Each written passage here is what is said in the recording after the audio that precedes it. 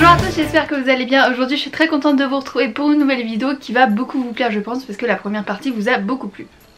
Aucun suspense puisque vous l'avez vu dans le titre, mais je vais vous faire une deuxième partie de si vous avez aimé ce livre, vous aimerez celui-ci. Je vais donc vous présenter 10 livres, c'est-à-dire 5 combinaisons de si tu as aimé celui-là, tu aimeras celui-là, donc je commence sans plus tarder. Je pense que si vous avez bien aimé cette lettre de Olivia Harvard publiée chez Hachette Roman, vous aimerez beaucoup Sadie de Courtney Summer publiée chez La Martinière Jeunesse. Donc dans ce premier roman, cette lettre, on va suivre Elliot qui a retrouvé Colton, son meilleur ami, mort.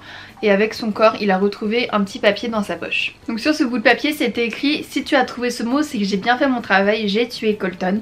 J'ai écrit 6 autres lettres que j'ai disséminées un peu partout, que tu vas devoir trouver. Et sur chacune de ces lettres, je vais écrire une confession. Et donc voici ma première lettre et voici ma première confession.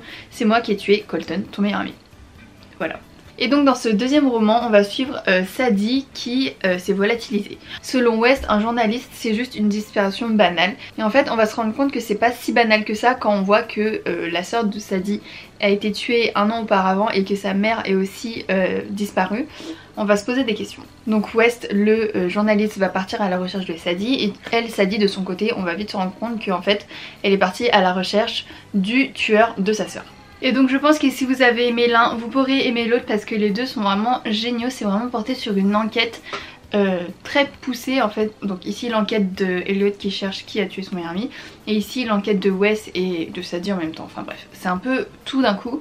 J'aurais pu mettre d'autres romans je pense dans cette catégorie. Il n'y a pas de similitude autre que l'enquête. Mais en fait des livres avec des enquêtes il y en a beaucoup. Mais ces deux là je sais pas, j'ai trouvé que c'était assez ressemblant et que du coup je voulais les comparer. Mais il y en a vraiment beaucoup d'autres où c'est des enquêtes assez young adultes. Donc facile à comprendre. Donc voilà. Ensuite je pense que si vous avez bien aimé Nos étoiles contraires de John Green publié chez Nathan, vous aimerez beaucoup 5 Feet Apart de Rachel Lim-Picot publié chez Albin Michel. Donc Nos étoiles contraires je vous le présente plus, en gros c'est une fille qui a le cancer qui rencontre un garçon qui a le cancer et ils vont commencer à développer des sentiments, sauf que c'est un peu impossible vu qu'ils ont le cancer et que forcément ils vont mourir très rapidement. Donc voilà, c'est un peu une histoire d'amour impossible. Et dans 5 Feet Apart c'est un peu la même chose. En fait Nos étoiles contraires ça a été un peu le déclencheur des histoires d'amour impossible à cause des maladies etc. Ici c'est le même cas avec 5 Feet Apart où on va suivre deux personnes qui sont atteintes ici de mucoviscidose que je viens de lire d'ailleurs, ce livre il est vraiment bien. Donc une fille qui rencontre un garçon, qui vont développer des sentiments, mais ici pour le coup ils peuvent pas se rapprocher l'un de l'autre parce que c'est vraiment la maladie, je connais pas très bien la maladie donc je pourrais pas vous décrire ça, mais d'après ce que j'ai compris dans le livre ils peuvent pas s'approcher à 3 pas l'un de l'autre je crois, à moins de contaminer l'autre. Donc voilà, en tout cas c'est une très belle histoire et encore une fois ce sont des livres qui se ressemblent beaucoup vu que c'est un peu le même thème de malades qui se rencontrent et qui un peu vivent un amour impossible. J'aurais peut-être pu citer aussi Everything Everything de Nicolas Yoon, mais c'est pas entre deux personnes mais c'est aussi un peu sur la maladie. Donc non, oubliez ce que je viens de dire, c'est pas pareil. Mais en tout cas les deux là se ressemblent beaucoup et si vous avez aimé l'un, vous aimerez beaucoup l'autre. Ensuite, je pense que si vous avez bien aimé Hate List de Jennifer Brown, vous aimerez beaucoup 54 minutes de Mariée Knischkamp. J'ai jamais su dire le nom de cette autrice. Donc dans Hate List, on va suivre Valérie qui va franchir le seuil du lycée et sauf qu'elle sait que rien ne sera comme avant parce qu'en fait 5 mois plus tôt, Nick, son petit ami, a ouvert le feu au lycée et a tué des dizaines de personnes, des dizaines de camarades, des dizaines d'élèves. Et elle, elle tombe un peu des nues, enfin on va se rendre compte qu'il avait déjà fait une liste en mode lui je l'aime pas, mais elle pensait pas qu'il allait les tuer quoi.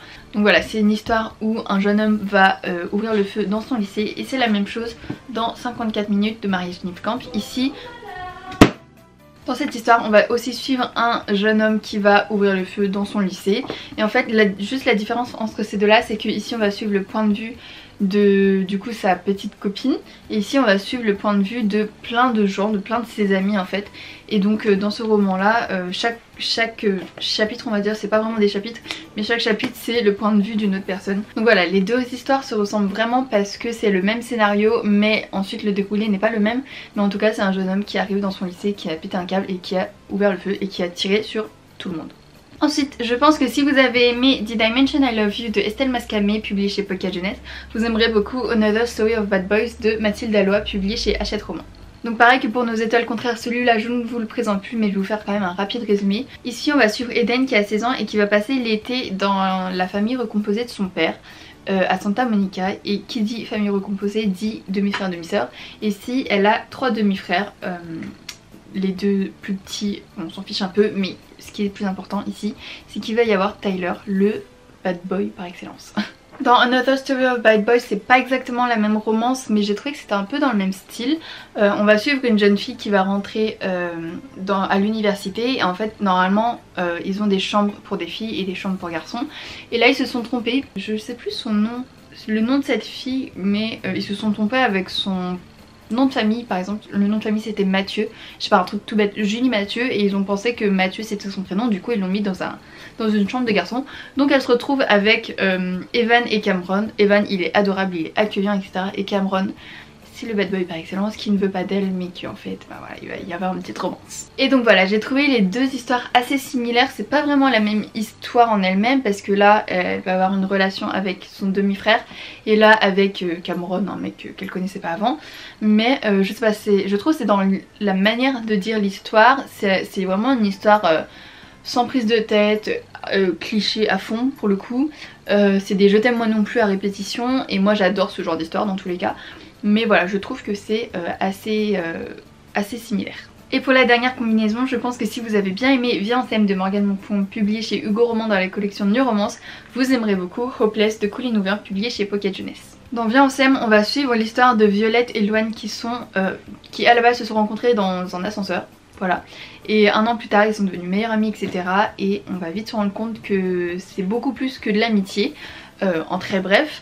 Et dans cette histoire là on va suivre Sky et Holder, qui, c'est un peu plus compliqué à expliquer, j'allais vous spoiler n'importe quoi. Et donc dans Hopeless on va suivre Sky qui a 17 ans, qui arrive dans un nouveau lycée pour sa terminale, et elle va rencontrer un garçon qui s'appelle Holder, et qui vont bien s'entendre. Mais le souci c'est que ce garçon Holder il est persuadé de l'avoir déjà vu quelque part.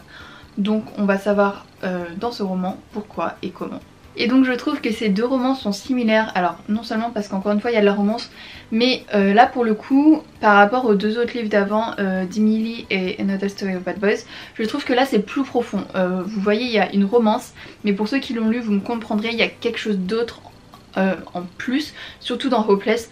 Dans Viens on s'aime, moi j'ai pleuré toutes les larmes de mon corps, c'est vraiment le livre devant lequel j'ai plus pleuré en tant que lectrice, et vraiment les 2 sont poignants mais à leur manière. Et vous voyez Did I Mention I Love You et Another Story of Bad Boys, purée, les titres sont vraiment longs. C'est de la belle romance, mais il n'y a pas, c'est vraiment juste de la romance un peu, c'est pas très, comment dire, c'est pas méchant de dire ça parce que moi j'adore la romance classique comme ça, mais là ça va beaucoup plus loin, il y a vraiment des sujets profonds auxquels on ne s'attend pas. Et pareil, celui-là j'ai trop pleuré en fait, enfin bref, les 2 en tout cas, et je trouve que les 2 se ressemblent. En tout cas c'est les 2 meilleures romances que j'ai jamais lues de ma vie. Donc voilà, c'est tout pour cette vidéo, j'espère que ça vous aura plu. N'hésitez pas à me dire encore une fois si ça vous plaît. Pour le coup j'ai plus d'autres combinaisons en tête, mais si ça vous plaît peut-être que je pourrais vous faire une partie 3 et essayer d'en trouver d'autres, vu qu'entre temps j'ai quand même lu d'autres livres. Donc voilà, je vous dis à la semaine prochaine pour une nouvelle vidéo. Bisous.